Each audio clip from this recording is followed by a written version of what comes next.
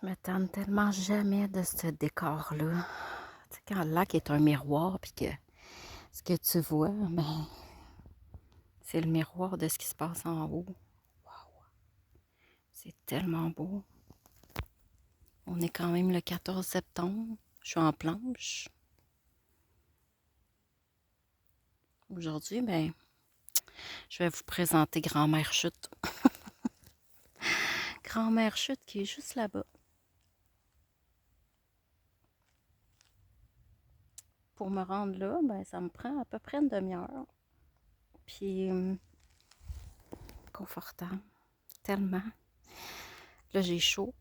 Il fait le beau soleil. C'est incroyable la température pour le 14 septembre. Je ne pensais pas pouvoir me permettre de vivre ça, mais il n'y a pas de hasard parce que je vis des choses spéciales, c'est ainsi, des choses challengeantes, puis j'ai vraiment besoin de me grounder. Puis cet été, ben, ma façon beaucoup qui a été de me grounder, c'est de venir parler à Grand-Mère Source. Euh, Comme Pocahontas qui parlait à Grand-Mère Saule, ben moi, je parle à Grand-Mère Source, puis je viens la voir à chaque fois que je peux, quand la température me le permet. Puis j'y raconte ma vie, mes enjeux, mes doutes, mes peurs, mes inquiétudes. Je lui parle de ma peine. J'y raconte tout dans le moindre détail, comme si j'étais en train de raconter l'histoire de ma vie à quelqu'un.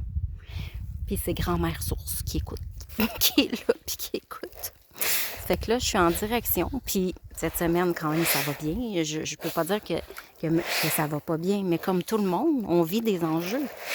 Il y a des enjeux qui arrivent, puis pour rester fort, pour rester groundé le plus possible, pour retrouver son centre, ben, il faut avoir des astuces comme ça.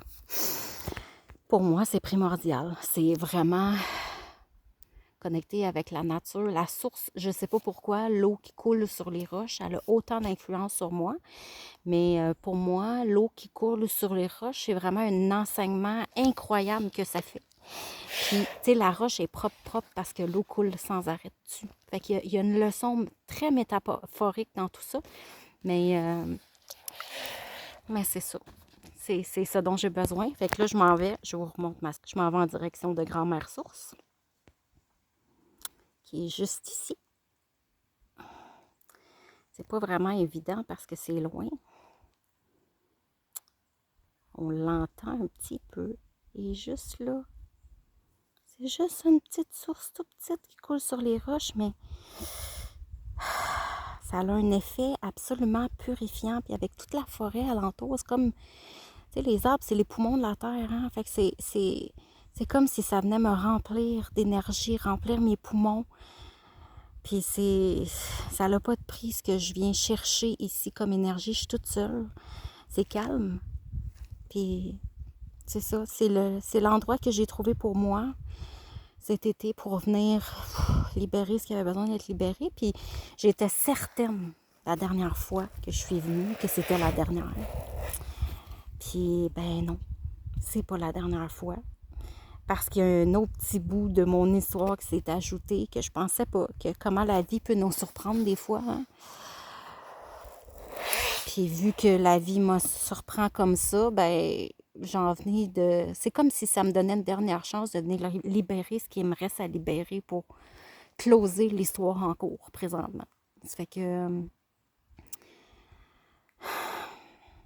je m'en vais me donner encore une fois du beau Me Time Love Toi. Puis je vous souhaite de trouver aussi votre endroit. Tu sais, bientôt, ça sera plus celle-là, mon endroit, parce qu'il va faire trop froid, puis ça sera pas possible pour moi de venir ici. Mais je vais en trouver d'autres à côté de chez nous. Tu sais, puis ça va être correct. L'important, c'est de se créer un temple à nous, un endroit où est-ce qu'on est bien. J'aime bien ça, appeler ça un temple sacré, où est-ce que l'énergie peut se renouveler au complet sans être influée par ce qu'il y a alentour, c'est-à-dire les gens qui nous entourent, c'est-à-dire la pollution avec l'Internet, la télévision, tu sais, de trouver un endroit comme ça, puis peu importe où on est sur la planète, on est capable d'avoir un temple sacré. C'est pas obligé d'être magnifique, fantastique, hors de prix. Ça n'a même pas besoin de coûter quoi que ce soit, c'est de le trouver, c'est tout.